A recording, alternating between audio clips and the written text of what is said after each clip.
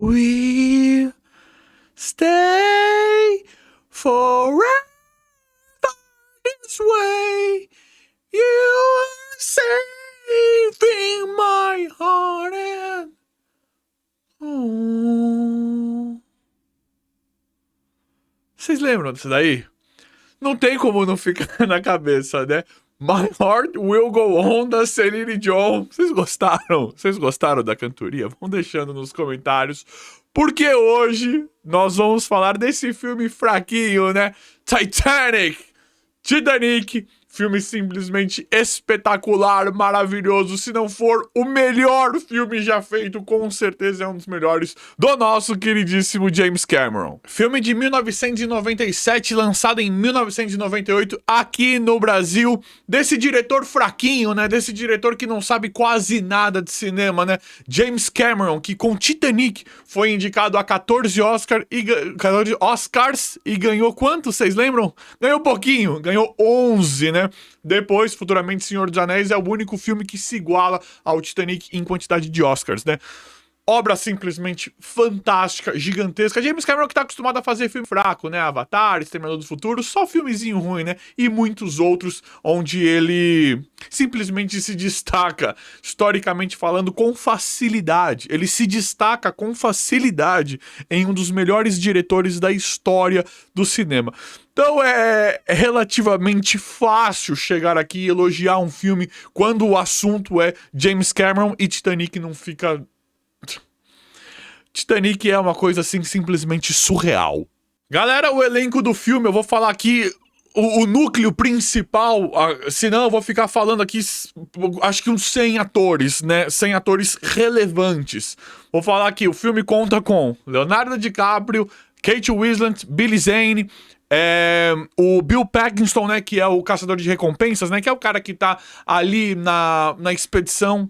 Tem também o Bernard Hill, que mais tarde nós fomos ver como Théoden, né, de O Senhor dos Anéis, e muitos outros atores relevantes, que eu não vou falar todos aqui, gente, porque senão acho que nós vamos ficar uma meia hora aqui, sério, falando de todo esse elenco gigantesco e maravilhoso que é o do Titanic. Logo começa o filme e é muito interessante assistir nos dias de hoje, né, porque a gente pega características, né, que nós não conseguiríamos fazer essa análise logo quando o filme lançou. É muito interessante porque na hora que começou, e eu vendo hoje em dia, eu pude comparar esse filme com o Avatar, que também é do James Cameron. Eu te digo, como assim? Você tá louco comparar esse filme com o Avatar?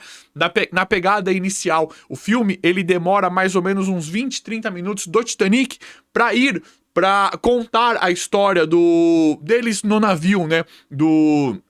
Do Jack, da Rose, demora mais ou menos uns 20, 30 minutos. E isso me lembrou um pouquinho do Avatar, que demora mais ou menos isso pra começar a história, o núcleo principal do filme na selva. Isso deu pra ver claramente hoje em dia que é uma característica do James Cameron. Ele mostra toda a operação, né? Tem lá o caçador de recompensas, o cara que tá na expedição procurando a joia, que eu já vou chegar, no coração do oceano, que eu já vou chegar pra vocês, e a Rose brinca com ele. E aí, o coração do oceano? Você chegou a achar brincando com o cara ali, porque tava no bolso dela, mas isso a gente conta mais pra frente no vídeo.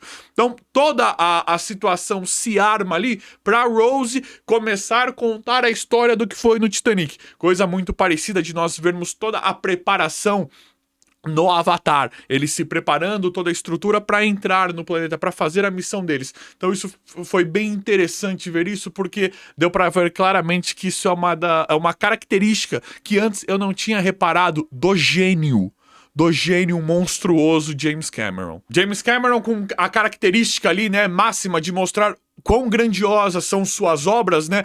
Já tem toda aquela exuberância, né? Toda aquela ostentação do navio, né? Aí tem a cena inicial do Leonardo DiCaprio, né? Que é o Jack, como ele consegue ganhar no jogo de pôquer a alta classe, né? A família da Rose com o seu noivo, interpretado pelo Billy Zane, o Cole, chegando no navio, mostrando, já nos situando de toda a discrepância social que nós vamos encontrar nesse filme. E aqui eu tenho que abrir um parênteses, né? E esfregar isso na cara dos filmes atuais. Tem que esfregar isso na cara dos filmes atuais, porque...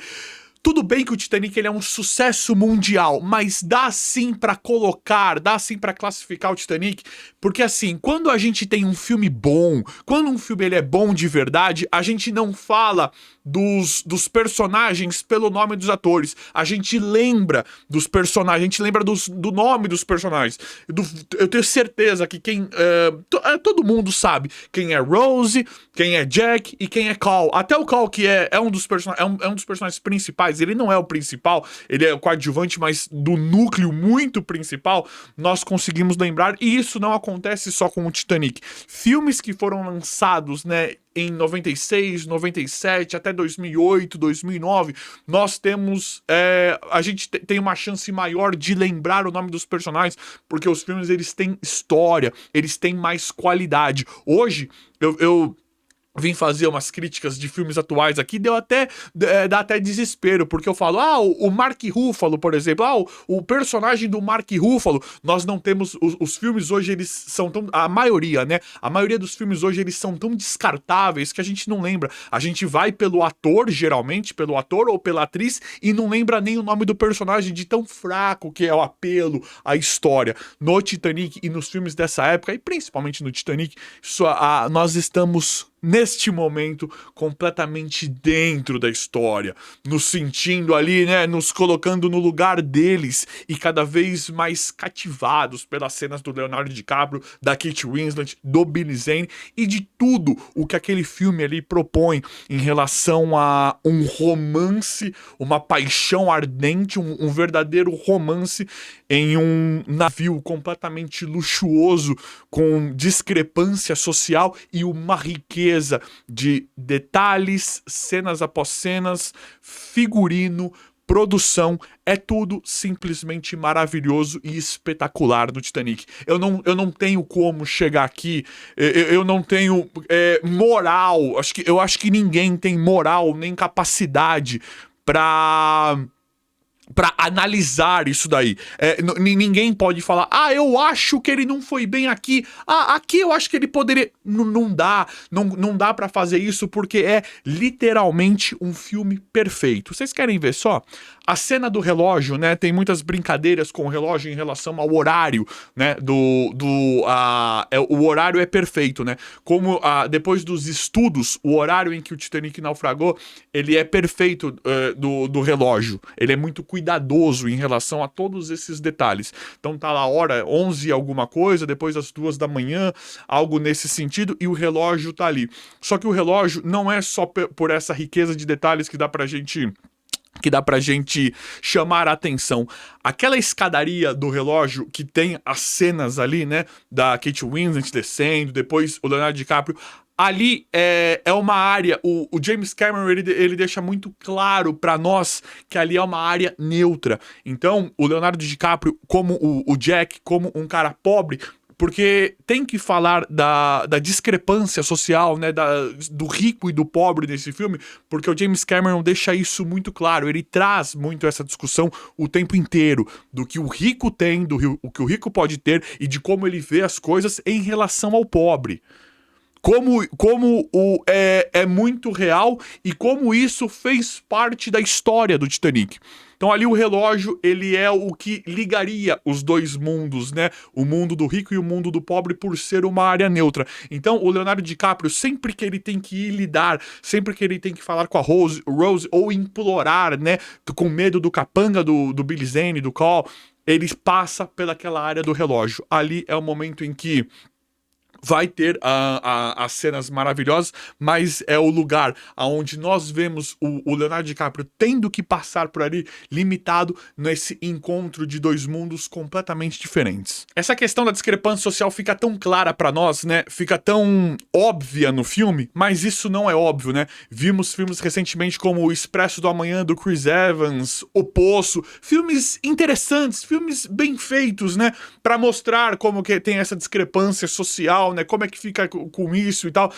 E o James Cameron no Titanic, além dele fazer todo o romance, toda a produção, todo o Titanic, ele dá um banho em filmes específicos para isso, né? Ele consegue integrar, ele consegue colocar essa questão do navio, né? Das escadarias do navio e das divisões das classes, né? Terceira classe, primeira classe, com uma forma, de uma forma muito mais simples e competente de filmes específicos. Então, eu só tô falando isso, eu não tô nem, sabe, não tô querendo esculachar criticar os outros filmes é que o Titanic ele é tão competente que nem... É importante pra história, a discrepância social, mas ele coloca isso no filme com uma naturalidade por conta da competência do roteiro, da força de cada personagem, da força e desenvolvimento de cada personagem individualmente falando, que tudo vai ficando claro e vai ficando melhor do que qualquer coisa. Então ele consegue nos situar, ver como é que a banda toca, como é que funciona em relação ao social. E como é que sempre foi feito, né? Como que as pessoas lidam com essa mistura de classes. E como isso foi feito especificamente no Titanic. E como pode, de forma muito coerente, ter acontecido basicamente da forma como James Cameron colocou. A história do filme todo mundo conhece, né? Começa porque o Bill Paxton lá, né? O Broke, o personagem do Broke ele tá querendo achar o coração do oceano. Ele tá querendo achar no Titanic. Ele imagina que está lá e a Rose brinca com ele, né? Então aí começa, e ela começa contando a história. Aí nós vemos todo o aperto, né, da personagem da Rose, né? Toda a bagagem que ela está tendo que carregar, porque a família da Rose, eles são nobres, né? Eles são da nobreza, mas estão falidos, né? Então a mãe dela quer que ela case com o Carl, que é um poderosíssimo, um cara bilionário, né? Não sei como é que é, né? Cara podre de rico, na verdade, né? E ela se sente completamente sufocada por diversos momentos, né? Completamente sufocada por ter que casar com alguém, por ter que ficar com alguém que ela não gosta, por questões financeiras, né? Por questões de status.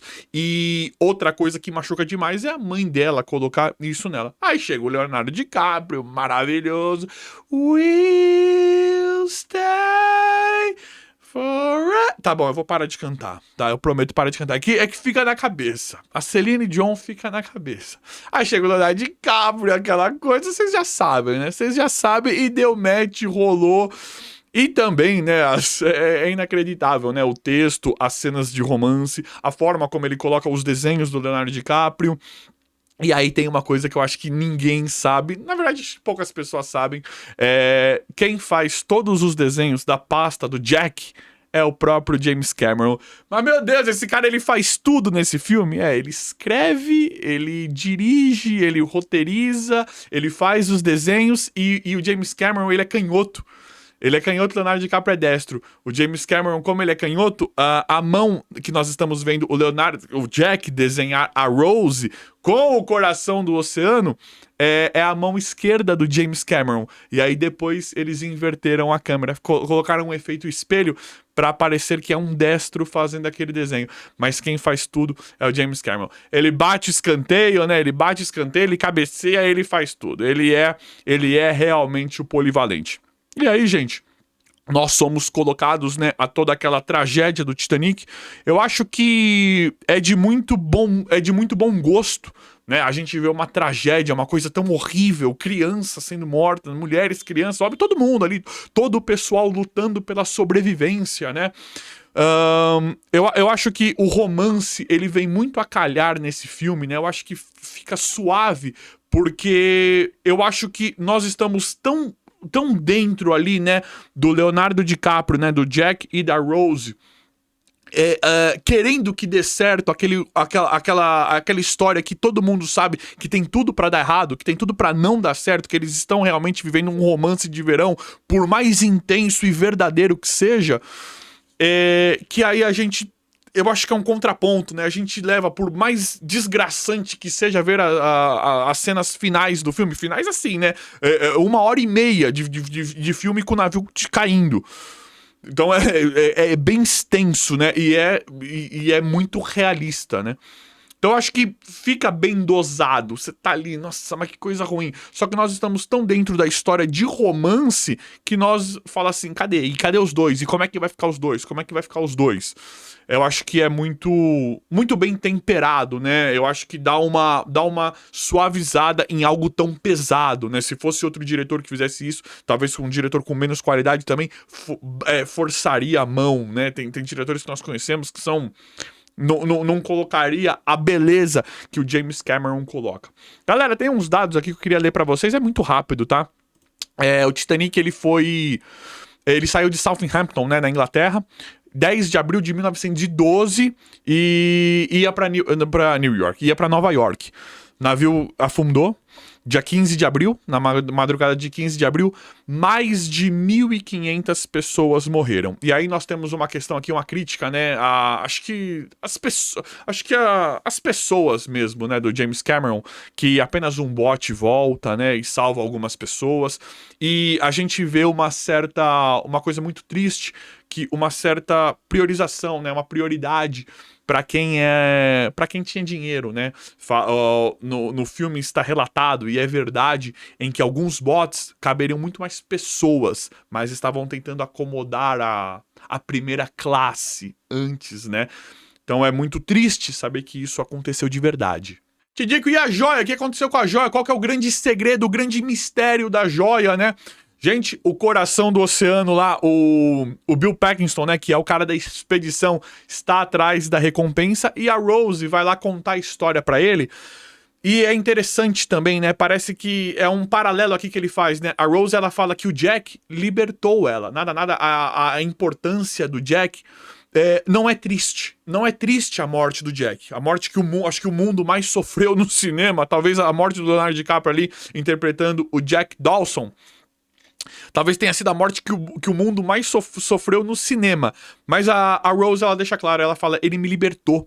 A importância disso foi ele ter dado outro rumo pra vida dela, né? Ela abandonou a mãe, parou de falar com o Cole e casou, teve uma vida, ela viveu.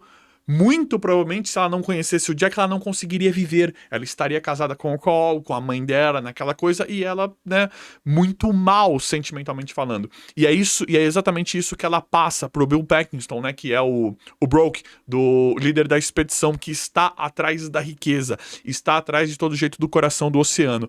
E aí, o filme se passa, né, o tempo todo na joia. E aí, a joia? Ela vai entregar a joia? Cadê a joia? Ela vai entregar pro cara e tal? Ela vai entregar pro Broke no final do filme e tal.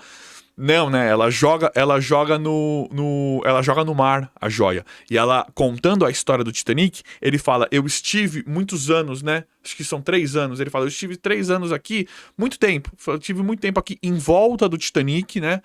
Explorando o Titanic, mas eu nunca entrei nele. E quando a Rose, que foi uma das sobreviventes do Titanic, conta tudo pra ele, então é isso. Aí ele passa a dar o valor que o Titanic merece, né? Todo o sofrimento, tudo o que realmente foi o Titanic ter afundado. E aí ele meio que deixa de lado, ela pega e joga o coração do oceano no mar, né? Ela joga na água e ninguém fica com a joia. E aí, gente, o coração do oceano, ele é sim, ele é inspirado em um diamante verdadeiro, é isso mesmo, diamante Hope, é um diamante azul de 45 quilates, é isso mesmo. Ele foi comprado pelo rei Luís XIV da França. Só que o diamante, ele tem o James Cameron quis usar esse diamante porque ele tem falam em uma maldição em volta do diamante, que ele é um símbolo de azar. As pessoas começam a dar tudo errado para as pessoas, tem falecimento.